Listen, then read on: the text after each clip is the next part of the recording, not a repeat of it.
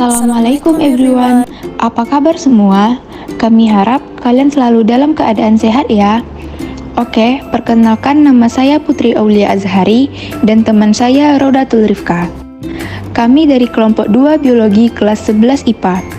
Nah, di video kali ini kita akan melakukan percobaan osmosis pada kentang. Untuk melakukan percobaan tersebut, kita membutuhkan alat dan bahan. Apa saja sih yang dibutuhkan dalam percobaan kali ini?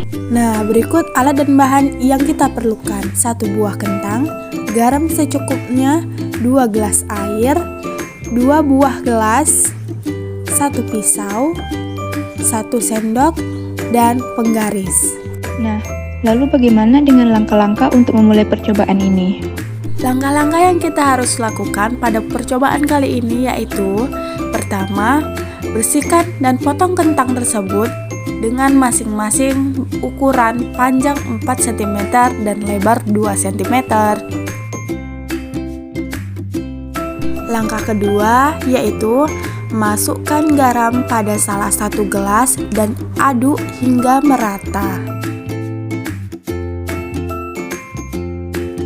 Langkah ketiga yaitu masukkan salah satu kentang tersebut ke dalam air garam dan satu lagi ke dalam air biasa.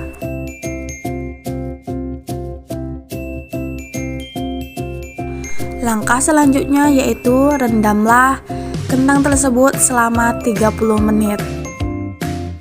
Lalu apa sih yang terjadi pada kedua kentang tersebut? Nah, ternyata dari hasil uji ini kita mendapatkan bahwa kentang yang direndam dalam air garam memiliki tekstur lentur dari sebelumnya dan memiliki panjang atau ukuran yang lebih menyusut dari sebelumnya, yaitu berkurang 2 cm. Sekarang kita akan membandingkannya dengan kentang yang telah kita rendam pada air tawar atau air biasa.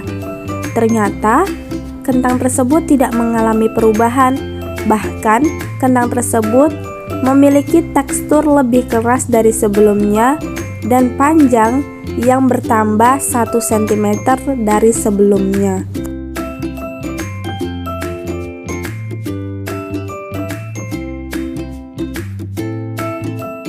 Nah, percobaan yang kita lakukan ini adalah salah satu percobaan osmosis, yaitu perpindahan air melalui selaput yang bersifat semi-permeable. Oh, jadi begitu.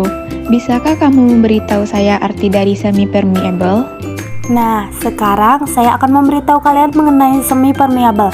Selaput sel semi-permeable adalah selaput yang hanya bisa ditembus oleh molekul-molekul air. Sel-sel pada makhluk hidup atau pada kentang tadi bersifat semi-permeable. Pertanyaan terakhir deh, kenapa air garam dapat lebih mempengaruhi perubahan kentang dalam percobaan kita daripada air tawar?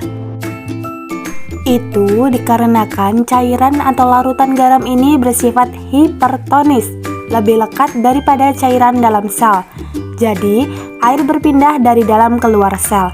Itulah mengapa potongan kentang yang direndam dalam air garam mengalami perubahan ukuran, yaitu menyusut dan lebih lentur. Hal itu terjadi karena kentang kehilangan air dalam sel-selnya. Maka dari itu, sel-sel tersebut mengalami krenasi. Sedangkan kentang yang kita rendam pada air tawar atau air biasa bersifat hipotenis atau lebih encer dari cairan sel. Jadi, air berpindah dari luar ke dalam sel. Hal itu karena potongan kentang yang direndam dalam air biasa akan menjadi lebih besar dan lebih keras akibat bertambahnya volume dalam kentang tersebut.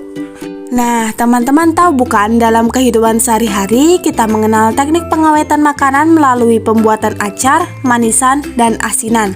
Dengan direndam dalam larutan asam, asin, dan manis sekali sehingga sel-sel mikroba pembentuk yang hidup di sekitar atau dalam sel makanan yang akan diawetkan akan mati karena mengalami krenasi, yaitu sel yang mengerut karena mengalami air keluar dari selnya, dan peristiwa tersebut juga disebut dengan osmosis. Itulah percobaan kami pada video kali ini. Terima kasih atas perhatiannya. Kami akhiri. Wassalamualaikum warahmatullahi wabarakatuh.